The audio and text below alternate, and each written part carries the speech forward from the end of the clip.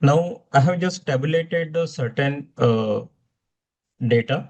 So if you see the first column, which is a gas composition. So gas composition means it could be either the single gas or it could be the mixture of number of gases. So I just go through the table first. So first column is the gas composition, which is showing the whether it is air, ammonia, syngas, which is a mixture of gases.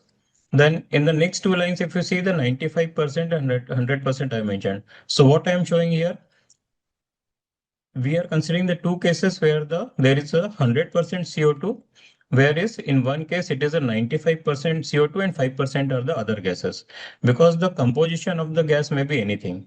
So we would like to understand how the change in composition or the mixture of gases is affecting the molecular weight and ultimately the sizing of the equipment.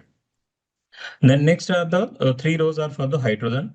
So if you see the second column, the suction pressure temperature, 3.51 bar absolute is the suction pressure and 43 is the suction temperature. So if you see the last three rows which are for hydrogen, suction conditions I have kept same. Now the first two rows are showing that the discharge condition or discharge pressure is also same, but molecular weight is different. So when we say the molecular weight is different means what?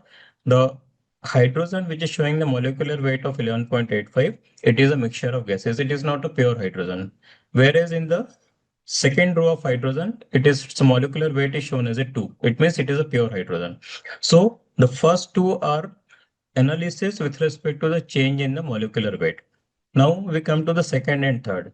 Now again the second and third row for the hydrogen. Suction condition is still same. What we are doing now, we have changed the discharge condition means pressure, but it is again the pure hydrogen. So we can have the comparative assessment that if there is only the one parameter changing, so here we are trying to understand what is the effect of the molecular weight. Also in the second and third, we are saying that what if the discharge pressure is significantly increasing? So whether the centrifugal compressor will be the right selection or not.